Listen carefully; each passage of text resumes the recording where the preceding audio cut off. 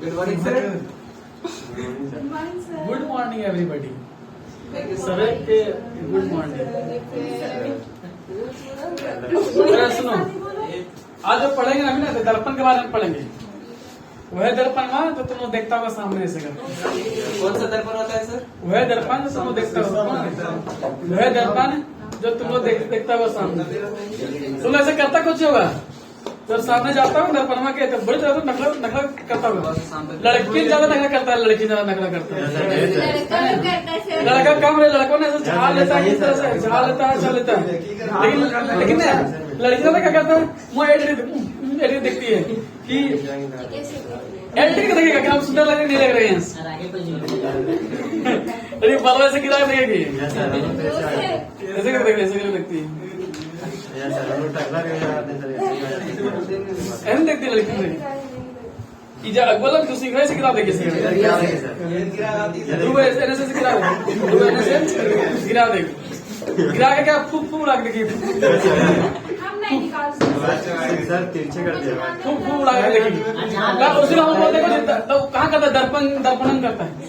तो देखो पर कुछ भी दर्पण आता है बाबू, तो दर्पण दो तरह होता है, समझो। दर्पण जो होता है दो तरह का होता है। दर्पण जो होता है वो दो तरह का होता है, वो समझना। पहला जो होता है ना, उसको हम लोग बोलते हैं समतल दर्पण, इसको हम लोग बोलते हैं समतल दर्पण। इसी का एक दूसरा नाम है प्लेन मिरर ना, प्लेन मिरर। प्लेन मिरर नाम है, प्लेन मिरर। एक और दर्पण है, उसका नाम है गोलीय दर्पण। नाम सुना हो, गोलीय दर्पण। एक और दर्पण नाम गोलीय दर्पण, स्फेरिकल मिरर उसको हम लोग बोलते हैं ना। गोलीय दर्पण का भी दो पार्ट है, गोलीय दर्पण का भी दो भाग है। पहला हम लोग बोलते हैं उत्तल दर्पण, उत्तल दर्पण। एक और है अवतल दर्पण, अवतल दर्पण। समझना बाबू, उत्तल दर्पण हम बोलते हैं कन्वेक्स लेंस, नहीं कन्वेक्स मिरर। इसको कुछ कनकेव है, CAVE, कनकेव मिरर। समझना, कुछ भी अगर देखो देखो समतल दर्पण को क्या समझता है? समतल दर्पण मतलब समतल होगा, सीधा समतल होगा। प्लेन होगा, समतल होगा। तब प्लेन जो मिरर होता है, तब प्लेन जो मिरर होता है उसके दाहिने तरफ देखना उभरा हुआ रहता है, पेंटिंग किया हुआ रहता है। यह देखना पेंट किया हुआ रहता है, इस देखना पेंट किया हुआ रहता है। तब आप दिखेंगे नहीं उसमें, आप दिख भी नहीं कीजिएगा। इसमें कुछ बोलते हैं प्लेन मिरर, कुछ बोलते हैं इसको प्लेन मिरर इसको बोलते हैं। अब देखो ये गोलीय दर्पण मतलब गोला छाप, गोला है, गोलीय दर्पण है, ये गोलीय दर्पण है। तो गोलीय दर्पण मान गोला दर्पण है, गोला है। तो ये गोला दर्पण को मान लो पीछे से काट दो, बीचों काट दो, फाड़ दो बीचों, इसका पेट फाड़ देगा तो देखो तो कैसे दिखेगा, ऐसे दिखेगा, कैसे दिखेगा।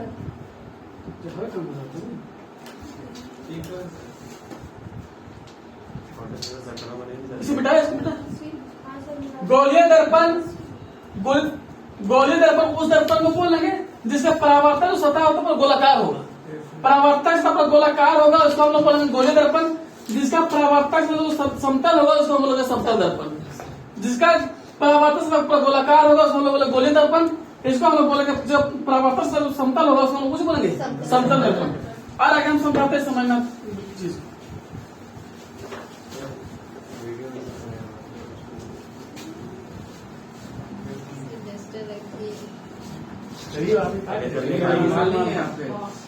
जैसे बनाएंगे हम गोलीय दर्पण में ये बताए कि मान लो ये गोलीय दर्पण है, गोला दर्पण है, मान लो ये गोला दर्पण है। तो गोला दर्पण की अगर बीच में हम फाड़ देगा तो ऐसे बनेगा, ऐसे बनेगा, ये ऐसे बनेगा, दो बनेगा, दोनों बीच में फाड़ देते हैं, बीच में फाड़ देते हैं तो ऐसा बनेगा। तब देखो इस तरह के दर्पण को हम लोग बोलते हैं अवतल दर्पण। इस तरह को हम लोग बोलते हैं अवतल दर्पण। इसको हम लोग बोलते हैं उत्तल दर्पण। इसको हम लोग बोलते हैं उत्तल दर्पण। अवतल दर्पण उस दर्पण को हम लोग बोलते हैं, अवतल दर्पण उस दर्पण को बोलते हैं जिसका परावर्तक सतह धसी हुई हो। जिसका परावर्तक सतह धसी हुई, धसा है यहाँ पर, जिसका परावर्तक सतह है नीचे धसी हुई है, लेकिन बाहरी जो सतह है, बाहर जो सतह है वो उभरा हुआ मतलब पेंटेड किया हुआ होगा, इसको पेंटेड किया हुआ रहेगा, ये पेंटेड किया हुआ रहेगा, ये पेंटेड किया हुआ रहेगा। इस तरह के अवतल दर्पण उस दर्पण को बोलेंगे वह दर्पण जिसका परावर्तक सतह धंसी हुई हो और उसकी जो बाहरी सतह है वो उभरा हुआ हो, उसको हम लोग बोलेंगे अवतल दर्पण। कोई दिक्कत है यहाँ पर? कोई दिक्कत है? अवतल दर्पण इसको बोलेंगे। अब आ गया उत्तल दर्पण। उत्तल दर्पण उस दर्पण को बोलेंगे जिसका परावर्तक सतह ऊपर उभरा हुआ हो, परावर्तक सतह ऊपर उठा हुआ हो, लेकिन धंसा हुआ जो भाग है वो यहाँ पर उभरा हुआ रहेगा, पेंटेड क्या रहेगा, नाना वाला भाग पेंटेड क्यों रहेगा। तो जितना भी दर्पण होगा ना, जितना भी दर्पण, सभी दर्पण में दहना और पेंटेड होता है। जितना भी दर्पण होगा राइट साइड में पेंटिंग हो रहता है, राइट साइड में पेंटिंग हो रहेगा, ये भी राइट साइड में पेंटिंग हो रहेगा। लेकिन दर्पण में जो है ना, दर्पण में कोई भी वस्तु रखा जाता है बाईं ओर, दर्पण में कोई वस्तु रखा जाता है बाईं ओर। अगर हम वस्तु को यहाँ पर मान लो, कोई वस्तु को हम दाहिनी ओर रखते हैं, कोई वस्तु को मान लीजिए हम यहाँ पर दाहिनी ओर रखते हैं और सूरज की रोशनी यहाँ पर हम रख दिए, मान लो सूरज की रोशनी यहाँ पर है, ठीक है, और वस्तु को हम कहाँ रखे, पीछे रखे, तब बताओ कि इसे इमेज बन पाएगा?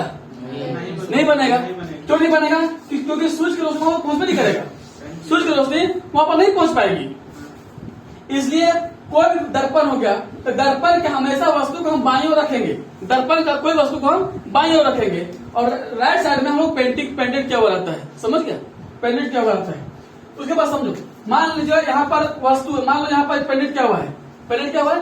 अगर मान लीजिए वस्तु कहाँ रखते हैं, बाईं रखते हैं। अगर मान लो वस्तु को हम देना रख रहे हैं, मतलब यहाँ रख रहे हैं वस्तु को हम यहाँ पर रख रहे हैं, ठीक है, वस्तु को हम यहाँ पर रख रहे हैं और सूर्य की रोशनी यहाँ पर है, तब सूर्य की रोशनी यहाँ पर पड़ पाएगा? मतलब वस्तु को पड़ पाएगा सूर्य की रोशनी? पेंटेड नहीं किया हुआ है यहाँ पर, तो पेंटेड किया हुआ है यहाँ पर, सूर्य की रोशनी नहीं पड़ेगा, तो इमेज तो नहीं बनेगा। तो कोई भी वस्तु को दर्पण का हमेशा बाईं ओर रखा जाता है, कोई भी दर्पण में वस्तु को हमेशा बाईं ओर रखा जाता है। इस तरह के दर्पण में समझना।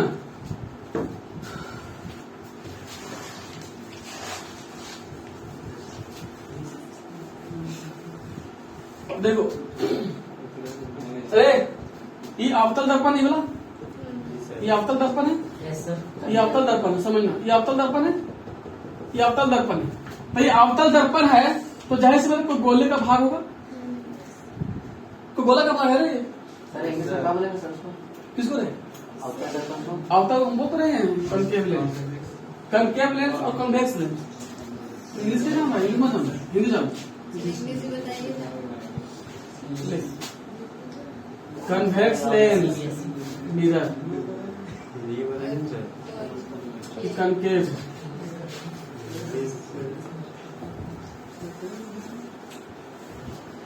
ये अवतल दर्पण है, मतलब अवतल दर्पण है ये,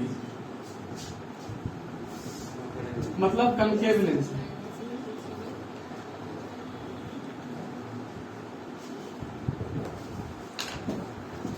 ये अवतल दर्पण है तो जाहिर सी बात कोई गोला का भाग होगा, तो कोई गोला का भाग होगा तो कहीं ना कहीं सेंटर होगा, सेंटर होगा इसका। तब इस सेंटर से यहाँ की दूरी जो होता है इसको हम लोग बोलते हैं पोल, पी बोलते हैं, इसको हम पी बोलते हैं, पोल बोलते हैं इसको। ये सेंटर, तो सेंटर को हम लोग पूरा ऐसे बोलते हैं सेंटर ऑफ कर्वेचर, इसको हिंदी बोलते हैं सेंटर ऑफ कर्वेचर, इसको हम बोलते हैं सेंटर ऑफ कर्वेचर, मतलब इसको बोलते हैं वक्रता केंद्र। ये वक्रता केंद्र बोलते हैं, ठीक है, इसको वक्रता केंद्र बोलते हैं, वक्रता केंद्र बोलते हैं, इसको बोलते हैं ध्रुव हो गया। तो वक्रता केंद्र और ध्रुव के जो बीच की जो दूरी होता है उसको हम बोलते हैं रेडियस, रेडियस बोलते हैं। वक्रता केंद्र और पोल्स दोनों बीच की जो दूरी होता है उसको हम बोलते हैं रेडियस, और रेडियस के आधा जो दूरी हो गया इसको हम लोग बोलते हैं फोकस। रेडियस का जो आधा दूरी है कुछ बोलते हैं, इसको फोकस बोलते हैं। अगर एग्जाम में पूछ देगा कि बात बता बाबू बता, अच्छा फॉर्मूला समझो, तब हम बोल सकते हैं बाबू कि फोकस बराबर होता है कि 2/r/2 होता है, r/2 हम बोल सकते हैं। फोकस जो होता है, फोकस रेडियस का आधा दूरी है, रेडियस पूरा है, नहीं समझ रहे हैं, रेडियस का आधा दूरी को हम फोकस बोल रहे हैं। पूरे रेडियस के आधा दूरी को हम फोकस बोल रहे हैं। पूरा रेडियस इतना दूरी रेडियस हो गया, तो पूरा रेडियस है, इसके आधा दूरी कुछ हो गया फोकस। तो फोकस के रेडियस का आधा दूरी हो गया। फोकस जो है रेडियस का आधा दूरी है, बोल सकते हैं ना, फोकस जो है रेडियस का आधा दूरी है। अगर एग्जाम में ये बोलेगा कि हमको ये बताइए कि मान लीजिए कोई भी अवतल दर्पण का फोकस दूरी, ये बताओ, तुम बताओ, मान लो फोकस बताइए, नहीं बताइए, मान लो कोई अवतल दर्पण है, उसका फोकस दूरी जो है 40 है, रेडियस तो 40 है, तो आप ये बताइए कि उसका फोकस दूरी कितना होगा। 20। तो यहाँ बैठा दो, फोकस से कितना, फोकस बराबर कुछ R/2 होता है। अगर रेडियस कितना हो गया 40, तो 40 यहाँ बैठा देगा, कितना हो जाएगा, कितना हो जाएगा 20। अगर जब पूछेगा, समझो रहे, फिर हम पूछेंगे कोई भी फोकस जो दूरी होता है और रेडियस का आधा दूरी होता है, तो समझो फोकस जो होता है और रेडियस का आधा दूरी होता है, फोकस जो होता है और रेडियस का आधा दूरी होता है। ये मान लो अवतल दर्पण हो गया। अब हमको ये समझाइए कि मान लीजिए यह उत्तल दर्पण है, यह उत्तल दर्पण है, तो उत्तल दर्पण को तो गोला का भाग है, कोई गोला का भाग है, तो मान लो इसका भी यहाँ पर, मान लो यहाँ पर सेंटर है, यहाँ पर सेंटर है, ठीक है, तो सेंटर और यहाँ पर पोल्स है, दूर में सेंटर और पोल्स के दूरी कुछ बोलते हैं रेडियस। सेंटर और पोल्स की दूरी कुछ बोलते हैं रेडियस। सेंटर और पोल्स के आधा दूरी कुछ बोलते हैं फोकस। फोकस बोलता है दूरी को, आधा दूरी कुछ बोलते हैं फोकस। तो हम बोल सकते हैं बाबू फोकस बराबर होता है R/2, बोल सकते हैं फोकस R/2। तब आप कहाँ पकड़ाइएगा, समझिए कहाँ फंसेगा आपको। अगर एग्जाम में बोल देगा कि बाबू बता कोई भी उत्तल दर्पण का अगर कोई उत्तल दर्पण का मान लीजिए रेडियस 40 है, कोई उत्तल दर्पण का पूरा रेडियस 40 है, तो उसका फोकस दूरी कितना होगा। तो आप 20 मारिएगा, अब कुछ मारिएगा, तो 20 मारिएगा, यहाँ पर 20, देखिए आप फंस जाइएगा, वहां पर फंस जाइएगा। देखो तो एक ट्रिक समझो, देखो ये दहने घूम रहा है, दहने घूम रहा है ना, दहने, ये दहने घूम रहा है। तो अगर उत्तल दर्पण दहने घूम रहा है तो वैसे स्थिति में पॉजिटिव होगा, वैसे स्थिति में ये पॉजिटिव होगा। समझो उत्तल दर्पण जैसे घूम रहा है, दहने घूम रहा है, तो कुछ घूम रहा है पॉजिटिव होगा, ये पॉजिटिव। ये बाईं ओर घूम रहा है, ऐसे घूम रहा है, बाईं ओर घूम रहा है, ऐसे बाईं ओर घूम रहा है, तो ऐसे स्थिति में नेगेटिव हो जाएगा। तब आप क्या बोलेगा कि फोकस दूरी है सर, लेकिन कुछ है पॉजिटिव, आप मारिएगा कुछ पॉजिटिव, यहाँ कुछ मारिएगा नेगेटिव, ऐसी स्थिति में यहाँ पर आप नेगेटिव मारिएगा। अवतल दर्पण की स्थिति में फोकस जो फोकस होता है वो नेगेटिव होता है, और उत्तल दर्पण की स्थिति में जो फोकस होता है वो पॉजिटिव होता है। कोई दिक्कत ना, कुछ भी दिक्कत है सब कुछ तो पूरी क्या किया आपको नहीं बोल रहे कहा देखो, कहा समझ, कहा दिक्कत हो, देखो कहा समझ। फिर से हम बोल रहे हैं, हमको समझाइए, बोल रहे, बोल आप बोलो, समतल दर्पण किसे कहते हैं।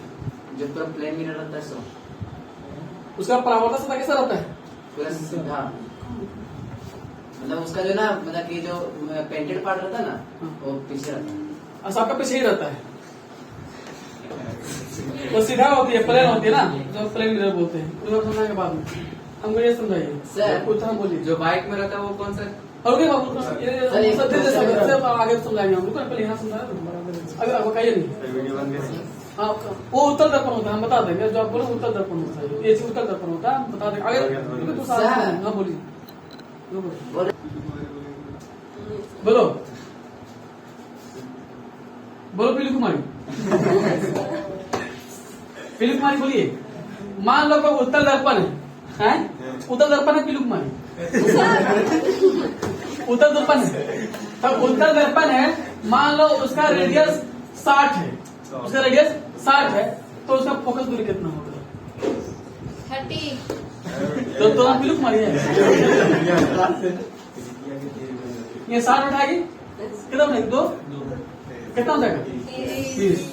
तो कुछ पॉजिटिव नेगेटिव, पॉजिटिव, क्यों, उत्तल दर्पण हमेशा पॉजिटिव होता है, उत्तल दर्पण हमेशा पॉजिटिव होता है, और अवतल दर्पण हमेशा कुछ होता है नेगेटिव, अवतल दर्पण हमेशा नेगेटिव होता है। ऑफ कर दो सर, बेटा बैठिए, पूछेंगे बताइए। थोड़ा सा फॉर्मूला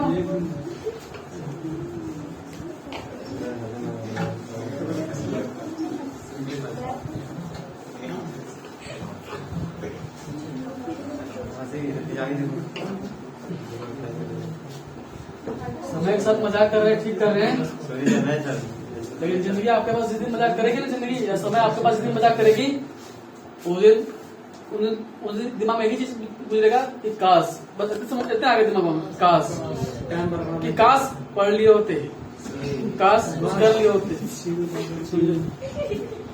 और रिकॉर्डिंग होती है। हाँ तो ठीक है, अच्छी बात है ना, आप ही लिए बोल रहे हैं। यही पढ़िएगा तो जिंदगी भर समझो।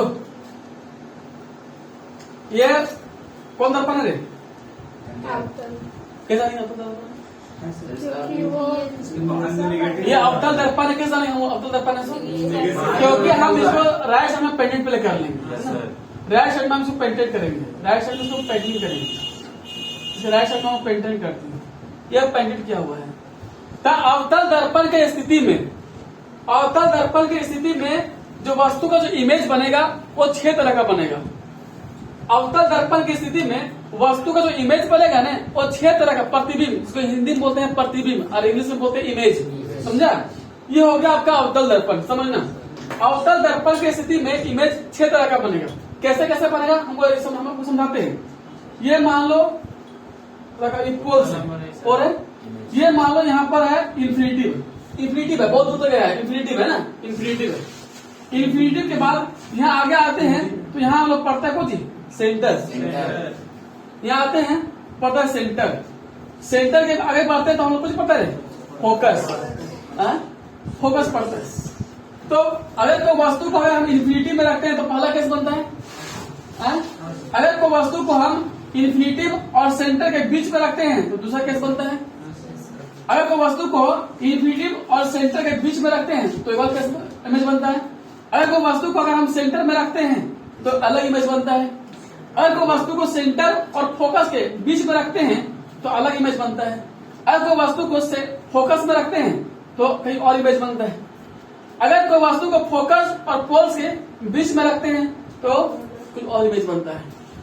एक चीज अवतल और उत्तल दर्पण में एक अंतर यह है, अवतल और उत्तल दर्पण में अंतर यह है कि अवतल दर्पण में कुछ भी जो इमेज बनेगा, अवतल दर्पण में जो भी प्रतिबिंब या जो भी इमेज बनेगा बाबू, ये एनए बनेगा, एनए बाईं ओर बनेगा, ठीक है। जो भी इमेज बनेगा एनए बनेगा, एनए एनए एनए बनेगा, एनए जो भी इमेज बनेगा एनए बनेगा। और अगर मान लो अगर एक स्थिति में अगर कोई वस्तु को फोकस और पोल्स के बीच में रखे हैं तो एक ही स्थिति में इमेज कहाँ बनेगा? एनए बनेगा, एनए बनेगा, ठीक। 5 की स्थिति में इमेज एनए, लेकिन 6 की स्थिति में इमेज करने एनए, इस साइड बनेगा, इस साइड बनेगा। तो हम आपको समझा रहे हैं, समझना कि देखो अगर एक है ना, यहाँ एक है तो यहाँ तुम लिखो एक, ऐसे थोड़ा ठीक समझो। यहाँ एक है तो यहाँ लिखो एक, यहाँ करो 2 है तो ये 4 के जगह में 2 कर दो, यहाँ करो 3 है यहाँ पर आप 3 कर दो, यहाँ 2 है यहाँ आप 4 कर दो, यहाँ 5, यहाँ 1 है यहाँ आप 5 कर दो। देखो अगर कोई वस्तु अगर इन्फिनिटी में रखेंगे, अगर एक वाला स्थान में रखे, अगर कोई वस्तु को अगर इन्फिनिटी में हम रखे तो आपको एक कहाँ दिख रहा है? फोकस में। बुढ़ान क्या करता है? बोल रहे फोकस में दिख रहा है, बोल रहे यहाँ फोकस में दिख रहा है। अगर कोई वस्तु को इन्फिनिटी में रखेंगे तो उसका इमेज कहाँ बन रहा है? फोकस में। अगर कोई वस्तु को सेंटर और इन्फिनिटी के बीच में रख रहे हैं तो उसका इमेज कहाँ बन रहा है? सेंटर और फोकस के बीच में, सेंटर और फोकस के बीच में बन रहा है। अगर कोई वस्तु को अगर सेंटर में हम रख रहे हैं तो उसका इमेज कहाँ बन रहा है? सेंटर में बन रहा है। अगर कोई वस्तु को अगर हम सेंटर में रख रहे हैं उसका इमेज कहाँ बन रहा है? सेंटर में। अगर कोई वस्तु को सेंटर और फोकस अगर हम बीच में रख रहे हैं तो कहाँ बन रहा है इमेज? सेंटर और इन्फिनिटी के बीच में, सेंटर और इन्फिनिटी के बीच में। अगर कोई वस्तु को अगर हम फोकस में रखते हैं तो उसकी इमेज कहाँ बन रहा है? इन्फिनिटी में, समझ रहे? अगर कोई वस्तु को फोकस और पोल्स में बीच में रखेंगे तो उसका इमेज इन्हें बनेगा, इस साइड में बनेगा। इधर हम बता देंगे कैसे बनता है, यहाँ बनता है इमेज, इस साइड बनता है इमेज। आपको जहां जहां ठीक देखो, जहां जहां एक है वहां इमेज बनेगा। अगर एग्जाम में पूछेगा, एग्जाम में सीधा पूछता है कि अवतल दर्पण में अगर वस्तु अगर इन्फिनिटी में रखेंगे तो उसका इमेज कहाँ बनेगा, वो कहाँ बनेगा, फोकस में। एक यहाँ पर एक, अगर कोई वस्तु को इन्फिनिटी और सेंटर के अगर हम बीच में रखते हैं तो उसका इमेज कहाँ बनेगा, फोकस और सेंटर।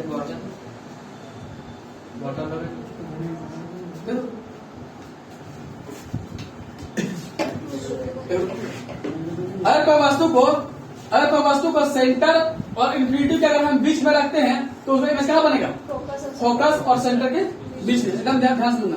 अगर कोई वस्तु को हम सेंटर में रखते हैं तो उसका इमेज कहाँ बन रहा है, सेंटर में। अगर कोई वस्तु को सेंटर और फोकस के हम बीच में रख रहे हैं तो उसका इमेज कहाँ बन रहा है, सेंटर और इन्फिनिटी के बीच में। अगर कोई वस्तु को हम फोकस में रखें तो उसमें कहाँ बन रहा है, इन्फिनिटी में। अगर कोई वस्तु को फोकस और पोल के बीच में रखते हैं तो कहाँ बनेगा, बैक साइड। कोई दिक्कत यहाँ पर? ये 6 तत्व थे, 6 उस चीज था, 6 चीज समझने वाला था। अब अगर दिक्कत होगी समझने में फिर समझाएंगे आपको। अगर कहाँ दिक्कत होगी, कहाँ दिक्कत होगी